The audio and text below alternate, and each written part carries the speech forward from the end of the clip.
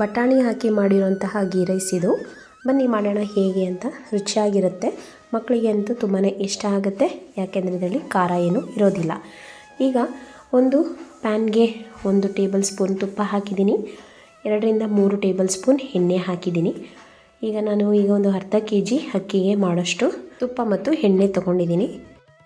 ಈ ghee ರೈಸ್ಗೆ chicken gravy ಅಥವಾ chicken sambar ಅಥವಾ ತರಕಾರಿ ಕುರ್ಮ ಯಾವುದಾದ್ರೂ ಚೆನ್ನಾಗಿ ಹೊಂದ್ಕೊಳ್ಳುತ್ತೆ. ಈಗ ನಾನಿಲ್ಲಿ 3 ಚಕ್ಕೆ ಹಾಕಿದ್ದೀನಿ, 6 ಲವಂಗ ಹಾಕಿದ್ದೀನಿ, 2 ಬಿರಿಯಾನಿ ಎಲೆ ಹಾಕಿದ್ದೀನಿ ಮತ್ತು 2 ಮೀಡಿಯಮ್ ಸೈಜ್ ಈರುಳ್ಳಿಯನ್ನು ಚಿಕ್ಕದಾಗಿ ಫ್ರೈ ಮಾಡ್ಕೊತಾ ಇದ್ದೀನಿ. ಇದು ಸ್ವಲ್ಪ ಪಿಂಕಿಶ್ ಬರೋ ತನಕನೂ ಫ್ರೈ ಆಗಲಿ. ಅದಾದ ನಂತರ ಈಗ ನಾನು 2 ಮೀಡಿಯಮ್ ಟೊಮೆಟೊ ಹಣ್ಣನ್ನ ಸ್ವಲ್ಪ ದೊಡ್ಡದಾದಂಥ ಪೀಸ್ಗಳಾಗಿ ಕಟ್ ಮಾಡಿದ್ದೀನಿ. ಒಂದು ವೇಳೆ ಚಿಕ್ಕದಾಗಿ ಕಟ್ ಮಾಡಿ ಹಾಕಿದ್ರೆ ಅದು ಎಲ್ಲ ಸ್ಮ್ಯಾಶ್ ಆಗಿ ಕಲರು ಡಿಫ್ರೆಂಟ್ ಆಗಿಬಿಡುತ್ತೆ. 1 ರಿಂದ 2 ನಿಮಿಷ ಫ್ರೈ ಮಾಡಿದರೆ ಸಾಕು. ಈಗ ಇದಕ್ಕೆ ಅರ್ಧ ಟೀ ಸ್ಪೂನ್ ಶುಂಠಿ ಬೆಳ್ಳುಳ್ಳಿ ಪೇಸ್ಟನ್ನು ಹಾಕ್ತಾಯಿದ್ದೀನಿ. ಇದನ್ನು ಹಾಕಿ ಒಂದು ನಿಮಿಷ ಇದನ್ನು ಚೆನ್ನಾಗಿ ಬಾಡಿಸ್ಕೋಬೇಕು. ಒಂದು ವೇಳೆ ಟೊಮೆಟೊನ ಹಾಕೋದು ಇಷ್ಟಪಡದೇ ಇದ್ದರೆ ಈ ಸಮಯದಲ್ಲಿ ಅರ್ಧ ಹೋಳು ನಿಂಬೆ ರಸವನ್ನು ಸೇರಿಸ್ಬೋದು.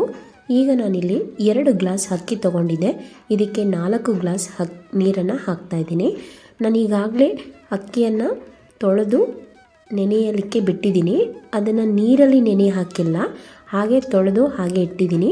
ಹೀಗೆ ಮಾಡೋದ್ರಿಂದ ಅನ್ನ ತುಂಬ ಸ್ಮೂತಾಗಿ ಬರುತ್ತೆ. ಈಗ ಸ್ವಲ್ಪ ಅರಿಶಿನ ಪುಡಿಯನ್ನು ಹಾಕಿದ್ದೀನಿ, 1/4 ಟೀ ಸ್ಪೂನ್ ಅರಿಶಿನ ಪುಡಿಯನ್ನು ಹಾಕಿದ್ದೀನಿ. ನಾನು ಈಗಾಗಲೇ ಸಾಲ್ಟನ್ನು ಕೂಡ ಸೇರಿಸಿದ್ದೀನಿ. ಅದನ್ನು ಟೇಸ್ಟ್ ಮಾಡಿ ಎಷ್ಟು ರುಚಿ ಬೇಕೋ ಅಷ್ಟನ್ನು ಅಳತೆ ಎಲ್ಲ ಕರೆಕ್ಟಾಗಿದೆಯಾ ಅಂತ ಚೆಕ್ ಮಾಡಿದ್ದೀನಿ. ಈಗ ನಾನಿಲ್ಲಿ ಸ್ವಲ್ಪ ಬಟಾಣಿ ಕಾಳನ್ನು ಸೇರಿಸ್ತಾ ಇದ್ದೀನಿ. ಇದು ಹಸಿ ಬಟಾಣಿ ಕಾಳು. ನೀರು ಕುದಿ ಬರೋ ತನಕ ವೆಯ್ಟ್ ಮಾಡಬೇಕು. ಈಗ ನೀರು ಕುದೀತಾ ಇದೆ. ಸೊ ಈ ಸಂದರ್ಭದಲ್ಲಿ ಈಗಾಗಲೇ ನಾನು ನೆನೆಸಿಟ್ಟಿರುವಂಥ ಅಕ್ಕಿ, ನೀರಲ್ಲಿ ಮುಳುಗಿಸಿ ನೆನೆಸಿಟ್ಟಿಲ್ಲ, ಜಸ್ಟ್ ತೊಳೆದು ಹಾಗೆ ಇಟ್ಟಿದ್ದೀನಿ. ಈಗ ಇದನ್ನು ಸೇರಿಸ್ತಾ ಇದ್ದೀನಿ. ಅರ್ಧ kg ಅಕ್ಕಿ ಇದೆ ಇಲ್ಲಿ. ಈಗ ಇದನ್ನೆಲ್ಲವನ್ನು ಒಂದ್ಸರಿ ಮಿಕ್ಸ್ ಮಾಡ್ಕೊಳ್ಳೋಣ.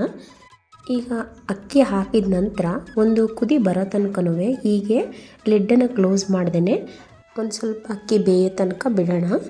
ಈಗ ಈ ರೀತಿ ಅಕ್ಕಿ ಬೇಯುವಾಗ ಲಿಡ್ಡನ್ನು ಕ್ಲೋಸ್ ಮಾಡಿ ಈ ಟಿಪ್ಸ್ ಫಾಲೋ ಮಾಡೋದ್ರಿಂದ ನಮಗೆ ಇಲ್ಲಿ ಅನ್ನ ತುಂಬ ಉದುರುದುರಿಯಾಗಿ ಬರುತ್ತೆ, ಅದ್ರ ಜೊತೆಗೆ ತುಂಬ ಟೇಸ್ಟಿಯಾಗಿ ಕೂಡ ಇರುತ್ತೆ.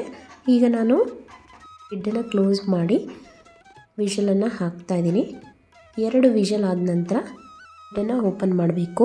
ಈಗ 2 ವಿಷಲ್ ಆಗಿದೆ. ಈಗ ಓಪನ್ ಮಾಡಿ ನೋಡೋಣ ಅನ್ನ ಹೇಗೆ ಬೆಂದಿದೆ ಅಂತ.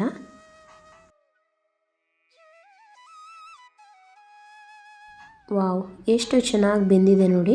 ನಮ್ಮ ಬಟಾಣಿ ಹಾಕಿ ಮಾಡಿದ ಗೀ ರೈಸ್. ಒಂದ್ಸರಿ ಎಲ್ಲವನ್ನು ಮಿಕ್ಸ್ ಮಾಡ್ಕೋಬೇಕು. ನಾನು ಇಲ್ಲಿ ಅತಿ ಹೆಚ್ಚು ತುಪ್ಪವನ್ನು ಕೂಡ ಬಳಸಿಲ್ಲ. ನಿಮಗೆ ಒಂದು ವೇಳೆ ತುಪ್ಪ ಎಣ್ಣೆ ಎಲ್ಲ ಜಾಸ್ತಿ ಬಳಸೋದಾದರೆ ನೀವು ಇನ್ನೂ 2 ಟೇಬಲ್ ಸ್ಪೂನ್ ತುಪ್ಪ ಹಾಕ್ಕೋಬೋದು.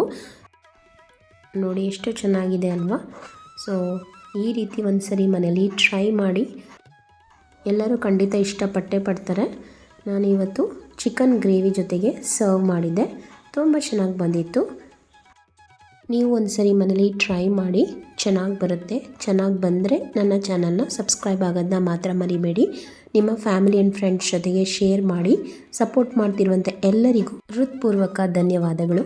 Thanks for watching. Thank you so much.